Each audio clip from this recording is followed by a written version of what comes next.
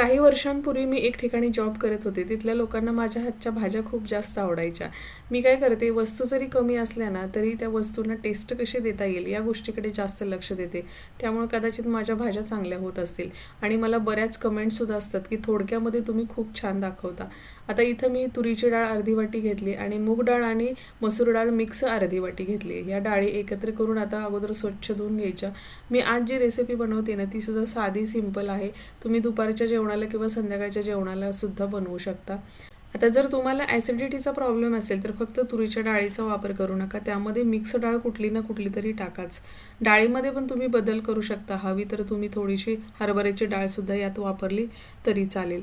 आता कुकरला आपण डाळी लावून घेतले. त्यातमध्ये थोडंसं तेल, अर्धाभर चमचा एवढे हळद घालायची आणि अगदी थोडंसं मीठ घालायचं, कारण पुढे पण मिठाचा वापर आपण करणार आहे.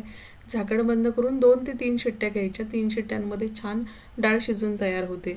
आता कुकरच्या शिट्ट्या होते तोपर्यंत आपण साईडला बाकीची तयारी करूया. 2 कांदे छोटे छोटे घेतलेले आहेत मी, ते बारीक चिरून घेऊया. या भाजीमध्ये मी आज कांदा आणि टोमॅटो या दोन्हींचा वापर करते, कारण आज मी इथं मेथी दाल तडका बनवते. आता मेथी म्हणलं का कडवटपणा आलाच, मग कडवटपणा बॅलन्स करण्यासाठी आपल्याला कांदा आणि टोमॅटोचा वापर करायचा. कांद्यामध्ये थोडासा गोडवा असतो आणि टोमॅटोमध्ये अगदी हलकासा आंबटपणा असतो. तर या दोन्ही गोष्टी मेथीला बॅलन्स करतात, म्हणून आपण इथे कांदा आणि टोमॅटोचा वापर करतोय. आता कांदा चिरून झालेला आहे बारीक, त्याचबरोबर टोमॅटो पण एक मोठा घेतलाय, तो बारीक चिरून घ्यायचा आहे. अगदी बारीक चिरून घ्या, म्हणजे मेथीमध्ये टोमॅटो मोठा आणि मेथी बारीक असं दिसायला नको. त्यामुळे अगदी बारीक चिरून घ्यायचं. आता साईडला मी मेथी चांगली स्वच्छ निवडून अगदी धुवून ठेवलेली आहे अगोदरच. त्यातलं पाणी सगळं निथळून घ्यायला थोडासा वेळ लागतो आपल्याला. मेथीसुद्धा बाजारातून घेताना खूप विचार करावा लागतो बरं का. हल्ली मेथीसुद्धा चांगली भेटत नाही, पण मला नेमकं आज इतकी चांगली मेथीची जुडी भेटली ना. अगदी गावरान गावाकडे शेतातून कसं आपण काढून आणतो मेथी, सेम तशी होती, छोटी छोटीशी पानं. त्यामुळे मी थोडीशी देठं पण घेतली. देठं घेतल्यामुळे अजून भाजीला छान चव येते, त्यामुळे थोडा देठांचा पण वापर केला आहे. आता आपल्या भाजीचा मेन हिरो म्हणजे हिरवी मिरची. इथं 3 ते 4 हिरव्या मिरच्या घेते मी. त्याचबरोबर 8 ते 10 लसणाच्या पाकळ्या घ्यायचे. लसणाचा वापर थोडासा जास्त करते, कारण मेथी, हिरवी मिरची आणि लसूण म्हणजे मस्त कॉम्बिनेशन आहे. थोडंसं मीठ घालून बारीक अगदी वाटून घ्यायचं आहे. हे वाटण तुम्ही मिक्सरला केलं तरी सुद्धा चालेल बरं का. घाई गडबड असेल किंवा तुमच्याकडे उकळ नसेल तर पटकन मिक्सरला सुद्धा बारीक होतं.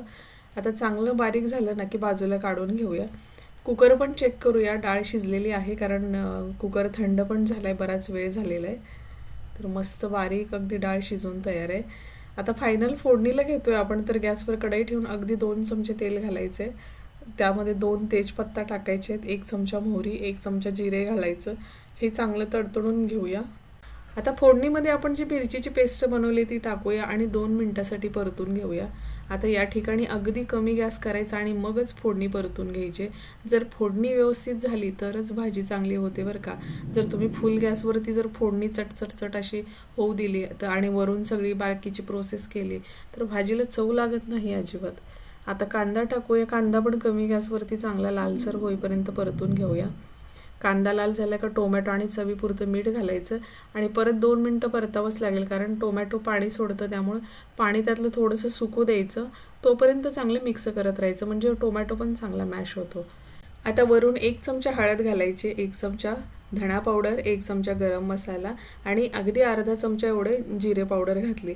आपण फोडणीमध्ये पण जिरे वापरले तर म्हणून इथं अर्धा चमचा जिरे पावडर वापरले. चांगलं मिक्स करून झालं का मग त्यामध्ये मेथी घालूया आणि मेथीला पण चांगलं इथं मिक्स करून घेऊया. आत्ताच चांगली वास सुटली बरं का, कारण हे जे कॉम्बिनेशन आहे ना, हिरवी मिरची, कांदा, टोमॅटो, मेथी, मस्त झालेलं आहे. झाकून ठेवूया एक 2 ते 3 मिनटासाठी. 2 ते 3 मिनटानंतर आपण चेक करूया.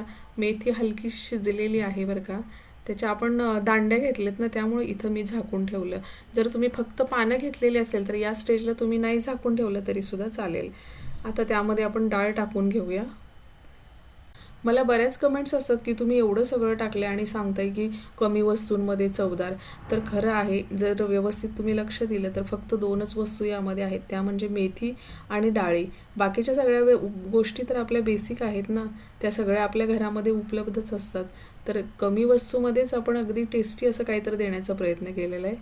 तर आता मी इथं डाळ चांगली व्यवस्थित मिक्स करून घेतली मेथीबरोबर आणि आता इथं गरजेप्रमाणे आपलं पाणी वापरायचं आहे. जसं की आता मी सुरुवातीला थोडंसं टाकलं आणि नंतर 1 वाटी टाकलं, म्हणजे आपल्याला कसं थिकनेस हवा आहे भाजीचा त्याप्रमाणे तुम्ही भाजी कमी जास्त पाण्याचा त्यामध्ये वापर करू शकताय. पाणी टाकल्यानंतर एकदा उकळी येऊ द्यायची भाजीला आणि उकळी आल्यानंतर 2 ते 3 मिनिटे चांगली शिजू देऊया. म्हणजे मेथीमध्ये जर थोडासा कच्चापणा राहिलेला आहे तर मेथी चांगली शिजून निघेल मसाल्यांमध्ये आणि डाळ पण मिक्स होईल चांगली मेथीमध्ये आणि मसाल्यामध्ये. तर 2 ते 3 मिनिटं शिजून झाली ना की आपण वरून तडका देऊया. तर साईडला एक भांडं ठेवायचं आहे, त्यामध्ये 1 ते 1.5 पळी मी इथं तूप वापरले. त्यामध्ये कढीपत्त्याची 7 ते 8 पानं घातलेत, मिरच्या 3 ते 4 टाकलेल्या आहेत.